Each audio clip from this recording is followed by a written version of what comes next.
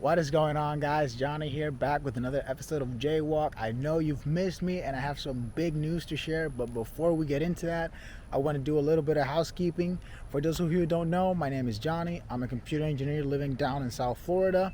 In this channel, I share thoughts about how to develop a self-improvement mindset, a little bit of my lifestyle, and I share my journey towards me trying to build my own online brand and one day hopefully owning my own business. With that said, let's get right into it. In case you didn't read the title, your boy got a new job working as a software engineer, and best thing, it's a full-time remote position. You know, I'm a big advocate for full-time remote, but not only that, I also still have my old job. Yeah, it's a long story. I'm gonna try to talk a little bit about it in this video and share my thought process as to why I made this decision and how I went through it. So it's been 15 months or so ever since this whole situation started, and companies have been ramping up the return back to office. Some have pushed back, others not. And honestly, if you watch my previous videos, you know I'm not really too keen on going back to a cubicle farm.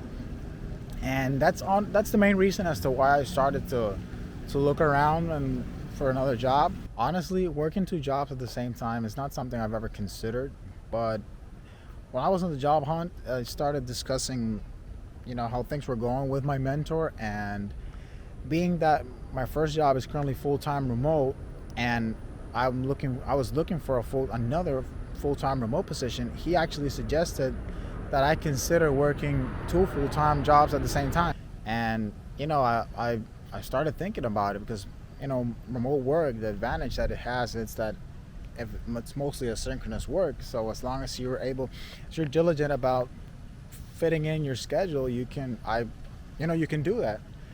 And it made a lot of sense, and I started to be more intent towards looking for a position where I could actually do both at the same time.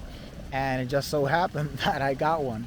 Again, main reason why I was looking for a job in the first place is because I don't really want to go back to the office. And there's also a second reason as to why I started to look for a job, and it's mostly because my current job, it's in the semiconductor industry, and a lot of the skills you develop in that industry are very proprietary, which means that they're not transferable if you go outside that industry, versus say software, which is pretty ubiquitous right now.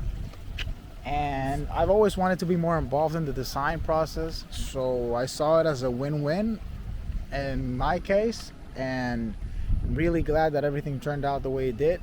I want to talk a little bit more about the struggles, because I had a job while I was still looking for another job, and I came across questions that I've never really had to answer before, such as why are you looking for a job if you still have a job, or when can you quit to come work for us, and things like that.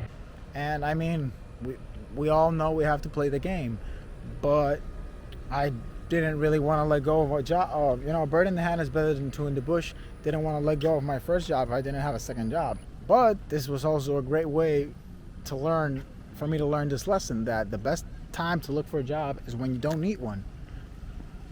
And why is that? Because in any negotiation, doesn't matter what it is, you're not going to have any leverage unless you have the ability to say no.